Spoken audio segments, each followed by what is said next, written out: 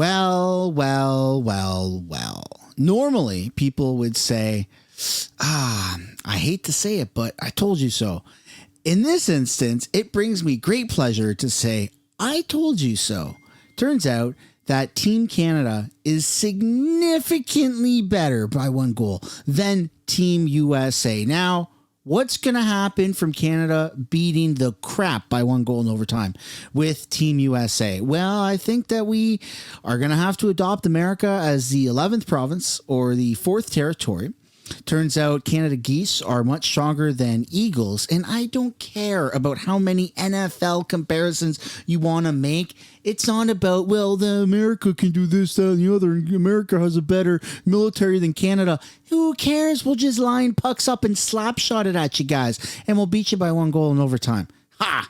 All right, but all seriousness, we win, you guys lost. I'm just saying, I'm just putting it out there. It feels good to win.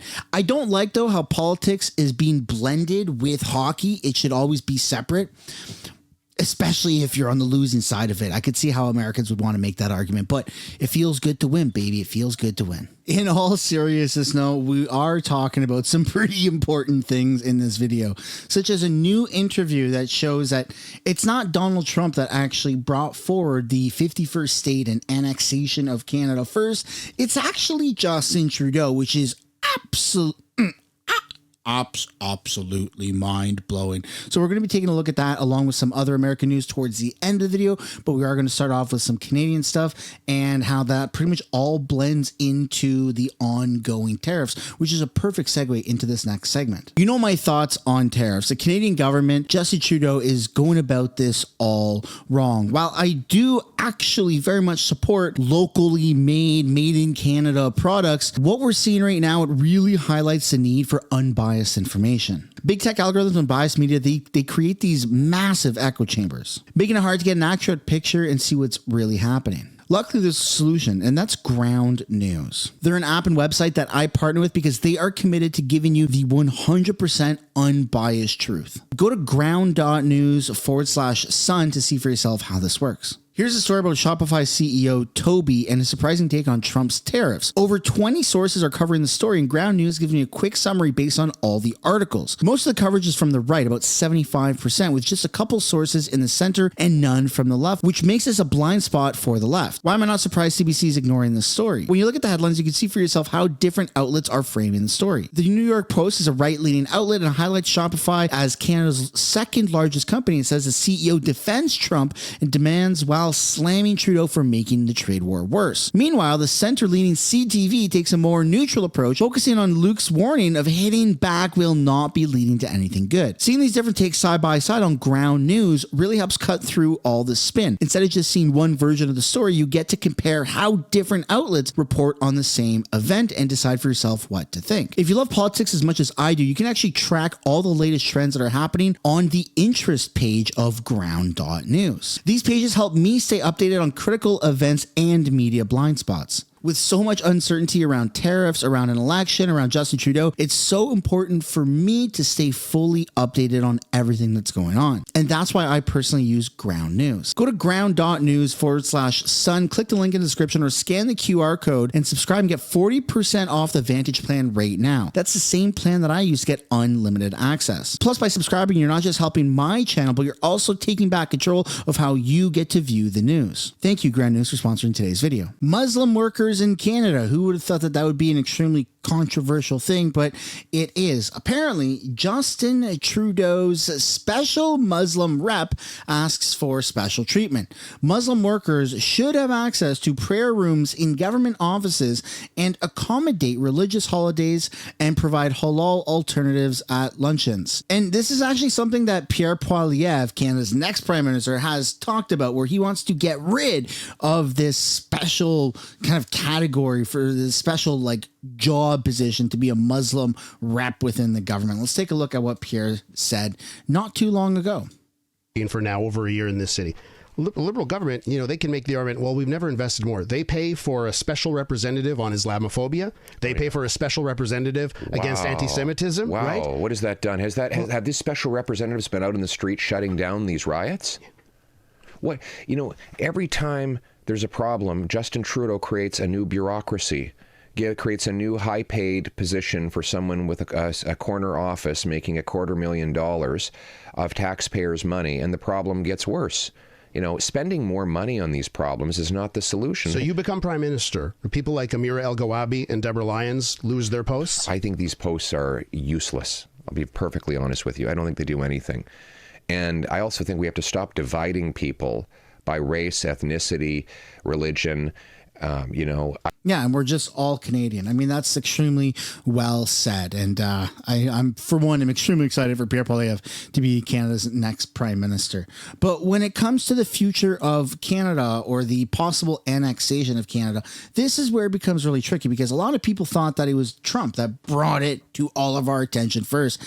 I'm going to take care of Canada as the 51st state, but he's not the person who brought it forward first. In fact, it was Justin Trudeau himself, as we're learning from this new interview. Let's take a look here. And if you're not following me on X, highly recommend that you do so, because I posted this earlier today on X and it already has 77,000 views. President Trump has talked about expanding the U.S. footprint. In a hot mic moment, Canada's prime minister said that absorbing Canada is a real thing. Is it a real thing? Look, you know how that came about? President's meeting with Trudeau, and Trudeau says, well, if you even out our trade relationship, then we will cease to exist as a country. At which point the president responded very logically, and that is, well, if you can't exist without cheating in trade, then you should become a state. That was his observation. That's how it started. It is how it started. And I think he's told the story publicly. And that's how all this began. Look, Canada's our friend. Canada's our neighbor. Canada's our partner. But it goes back to the point I made. For decades, the United States allowed uneven trade imbalances to develop. During the Cold War, you know why we did it? We did it because we felt like we want countries to be strong economically, even if it means they're cheating, because we don't want them to fall victim to some internal Marxist coup that overturns their government or what have you. Those days are gone. These are rich, developed economies. And ultimately, who can argue against the fact that whatever they charge us, we should charge them. Whatever they prohibit, if they don't allow American companies to do it, we should not allow their companies to do it here. American banks can't even operate in Canada. So there has to be reciprocity here. We can continue to work together on all kinds of things, but whether it's Canada, Mexico, China, anybody else, when it comes to economics and trade, there has to be reciprocity, there has to be fairness. And who would argue, how can anybody argue against that? The days where we just allow countries to take advantage of us, that has to end. That's not. So that old saying of loose lips sink ships. I mean, that's kind of what happened with Justin Trudeau and Donald Trump at Mar-a-Lago. And within talking to Trump, you had Justin Trudeau say, hey, if you take rid of that $250 billion subsidy every year, our economy is going to go tits up and we're not going to be able to be a part of that. And that got Trump thinking, oh, okay, let me talk more, buddy. Come on, here's another drink, maybe talk more. And so it just seems like Justin Trudeau's heart is not with Canada. He can wear a Team Canada jersey. He can cheer on Team Canada. He can be the prime minister, for crying out loud. But his loyalty is not to Canada, because he literally just bent over and allowed for all of this rhetoric to exist. It never once existed. There was never talk of America acquiring Canada. It was never a discussion, not even playful. Maybe once upon a time it came up and it was like, oh, that's ridiculous. And then it ceases to exist. But now, because our country is quite literally on the brink of a recession, it's a little bit more probable. And that's why you're seeing President Trump have so much fun with that. But we're going to move on here and take a look at a couple American things, such as President Trump absolutely loses it on the Maine governor and threatens to pull funding over continuing to allow boys to play in girls' sports. Here we go. NCAA has complied immediately, by the way. That's good. But I understand Maine. Is the Maine here, the governor of Maine? Well, down here. Are you not going to comply with it? I'm complying with state and federal laws. We are the federal law. Well, you better do it. You better do it, because you're not going to get any federal funding at all if you don't. And by the way, your population, even though it's somewhat liberal, although I did very well there, your population doesn't want men playing in women's sports. So you better comply, because otherwise you're not getting any federal funding. See you in court. Every state, good. I'll see you in court. I look forward to that. That should be a real easy one. and enjoy. So this dinner right here is a bunch of the governors across America got together on the night of Canada beating America by 1 goal in overtime. And that's what this is. And Justin Trudeau was actually invited to this. He was invited as the governor of the 51st state, which is absolutely hilarious. And I'm kind of surprised that it's still an ongoing thing that Trump is saying, but hey, why not? It pisses a lot of people off and he's getting what he wants out of it anyways. And then let's take a look here at Elon Musk, who said this about Putin and how he basically wouldn't be able to be purchased by Putin or as a Russian asset because he's just so filthy rich. Well, like sometimes, like to end this war. Say like, you know, I'm a bought asset of Putin. Yeah. I'm like, he can't afford me. I think you're worth more than Russia. Think about it. I like that. Well, like sometimes. I love how much fun Elon Musk is having by being part of the American government. It really brings me joy. And then something that doesn't bring me joy is this. Apparently, North Korea's Lazarus Group is responsible for a recent $1.5 billion crypto hack. Kind of crazy that is even a thing. I know North Korea, none of us really know what the heck is going on there. It'd be awesome to, be exposed to a little bit more information as what is actually going on in North Korea. But the fact that they were able to pull off a hack like that is a little bit concerning, especially that we're living in such a digital world, right? Everything is digital. Our money, our assets, our grid, everything relies on the internet. And so that's kind of scary. And that seems to be the new kind of upcoming pandemic, right? Remember when they came out with Klaus Schwab came out with a book the day after the 19 blip was announced. And he's like, the next pandemic is here. It will be digital. So yeah, seems like we're closer and closer to that. And to wrap up this video, we're going to take a look at some of the highlights from Pierre Poilievre's recent one-on-one sit down with Canadian media discussing ongoing tensions and absolutely trolling Mark Carney. Here we go. It's very good to see you. Thank you for joining us today.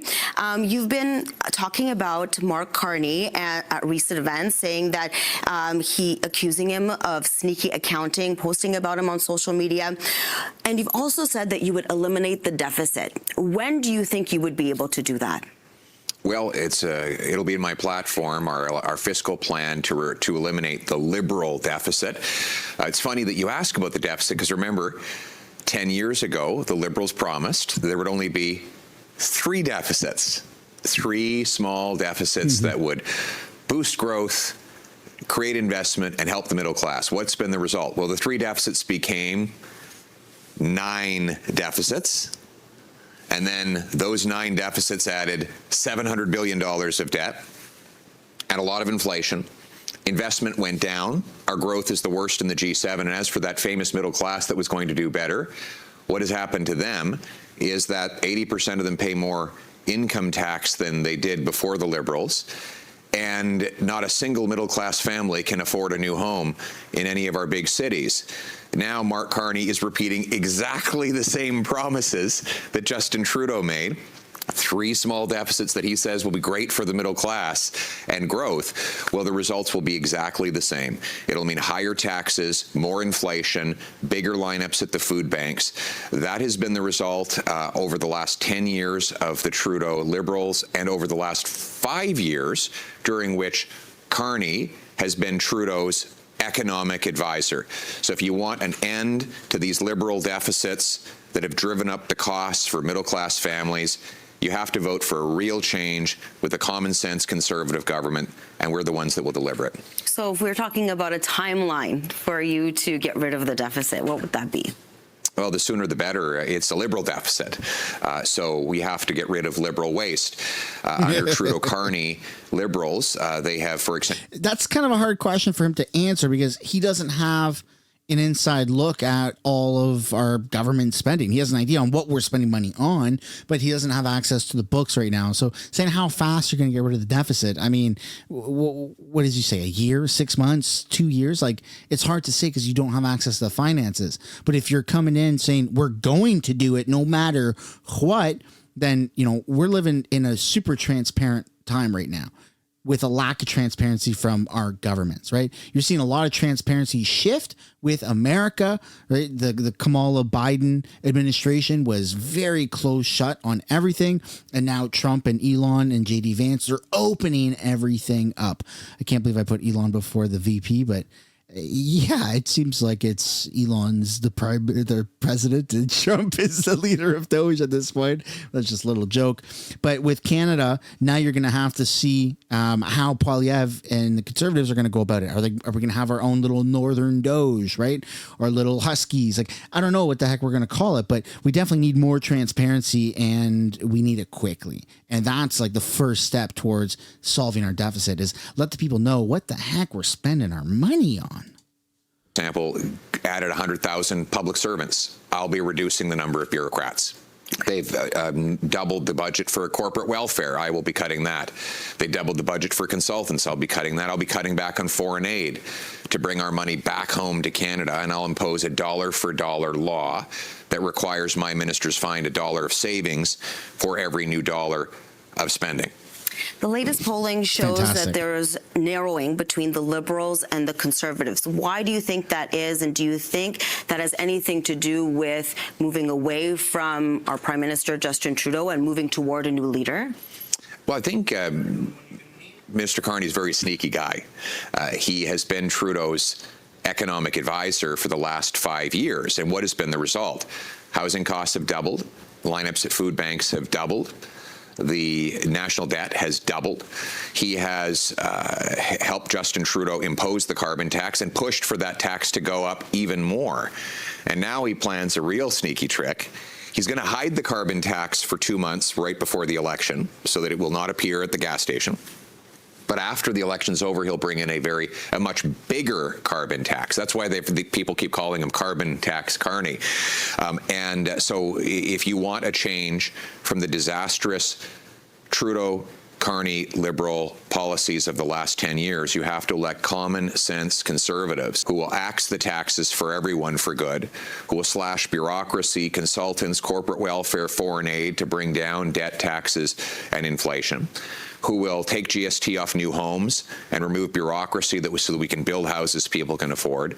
That's what real change is, and only common sense Conservatives can deliver it. Let's talk about President Donald Trump. How would you handle him if, hypothetically speaking, you had a phone call with him today? What would that conversation be like? What would you say to him? Back off. One, we'll never be the 51st state. We will bear any burden and pay any price to protect our sovereignty. 2, we will respond to tariffs with retaliation, and I will use the dollars raised for those tariffs to save jobs in companies that are directly affected by a trade war, but also cut taxes for workers and businesses so that we can bring home the investment Liberals have driven south of the border. We need to be strong here at home. Under Carney, he supported Trudeau's decision to block pipelines and resource jobs in Canada while he invested in American coal and moved his headquarters from Canada to New York City, just like Trump wanted. We don't need a prime minister who's going to put America's economy first, as Carney did. We need a prime minister who will put Canada first. That means passing a big, bold, patriotic, bring-it-home tax cut on work, investment, home building, energy, making stuff in Canada, so we can bring back that investment and become a self-reliant country that rewards its companies for paying high wages, that produces its own resources and trades across Canada. That's what we're going to do when I'm Prime Minister, and that will make us strong to stare down Trump and any of the threats he puts forward. For months, you've said... Yeah, very good answers. So far, everything he's saying is just absolutely phenomenal. That Canada is broken. Now, in the wake of the tariff threats, of the threat of becoming the 51st state, do you still think that Canada is broken? I think the Liberals have broken everything. They broke our housing market by doubling housing costs. They broke in the household budgets by raising carbon taxes and income taxes, with twice as many people lined up at food banks as there were before the Trudeau-Carney Liberals. They've broken our criminal justice system with catch and release that has allowed criminals to rampage through our streets, gun crime having doubled. They've broken families with the fentanyl crisis that they unleashed by legalizing hard drugs and leaving our borders open. We have more people dead of fentanyl after a decade of the Liberals than died fighting for Canada in the Second World War. So they broke a lot of things, and it is patriotic to point out what is broken so that you can fix it. I mean, Liberals, they're trying to gaslight Canadians into saying, if you point out any of the problems that they caused after 10 years in power, you're unpatriotic.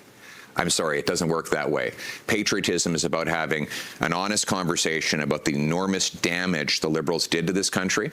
And by the way, I won't take any lessons on patriotism from Mark Carney, who took jobs and money out of Canada to put them in the States, in China, and in the Middle East. I won't take any lessons from the Liberals on patriotism after they have been lowering our flag and putting down our history for the last 10 years. Conservatives will put Canada first, and that means fixing what Liberals broke.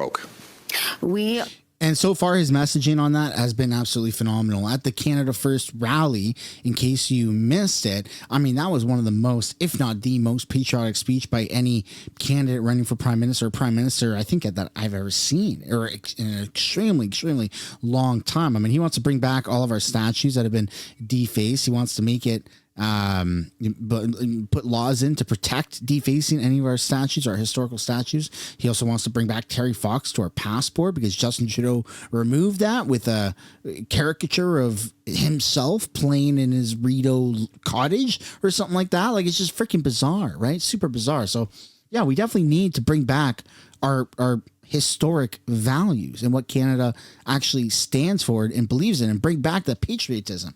People want it. People are ready for it. You can almost taste it. It's right there at the tip of your tongue. It's right there within grasp. We just got to freaking have the election, man. Are a week away from our own election here in Ontario, where we choose our new premier, and it shows that Doug Ford, the leader of the Progressive Conservatives, has a healthy lead. What's your working relationship like with him, and who do you endorse, if you endorse anyone? Well, my working relationship is great with all the premiers. I'll work with anybody who will put Canada first. Anyone of any party who's prepared to work together, for example, to take taxes off home building. I'm going to go to all the premiers and say, look, I'm going to take the GST off new homes. Will you take your provincial sales tax off those homes? That would save over $100,000 for a young family trying to buy a home. Then let's pressure the municipalities to cut their home building taxes. I'll say to them, look, let's knock down interprovincial trade barriers. I'll give you a bonus every time you remove a barrier to interprovincial trade so that we can start trading between Canadians rather than giving all our goods to the Americans. I'll work with anybody on my plan to bring in a blue seal, for example, a blue seal for immigrant doctors and nurses that is recognized across Canada, so that the doctors that are driving taxis in Canada can actually take a test, prove they're qualified, and get licensed anywhere in the country. So no matter who Ontarians.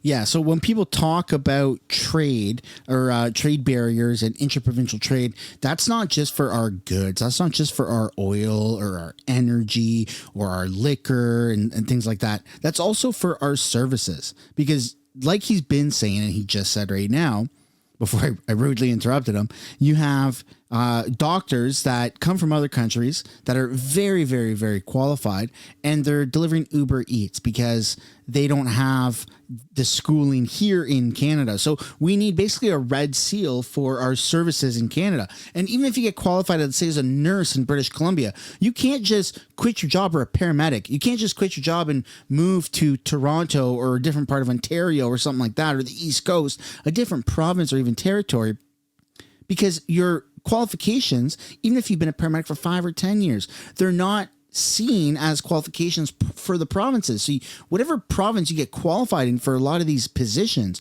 you have to stay there unless it's a red seal. So you absolutely need a red seal for all of our trades, all of our working labor, man. It's crazy to hold people hostage in a certain province, and then you have shortages. Like, the pandemic was the best opportunity that Canada had, and the Liberals had. They had the best opportunity to, instead of use emergency measures to shut down our country and ruin everything, they could have said, you know what, we're going to just basically do a very emergency, like, red seal test for all healthcare professionals so that you can go from one side of the country to the next, or if you're a new immigrant here or something like that, then you can just take the Red Seal test and then get qualified, and then we can put more healthcare into our country, because there's a massive healthcare shortage, and it still lingers today. In fact, it's probably worse than it ever has been. You got millions of people that don't have access to even a family doctor. So the Liberals had every opportunity during the pandemic to use emergency powers for good and create these Red Seal certification tests for our labor force, and they didn't. Instead, they used it for evil. And so this is something that I'm really, really happy that Pierre's talking about, because obviously everyone sees the damage that a lack of a healthcare system like what we're seeing right now in Canada does. It puts the whole country into total chaos. Choose, or other provinces choose as their premier, I'll always work with that person to put our country first. Pierre, thank you so much for being here, for making the time for us. We appreciate that. Ladies and gentlemen, is the end of the video. I hope you enjoyed it. If you did, be sure to drop a like and subscribe to this channel, and I look forward to seeing you all later on. Bye for now.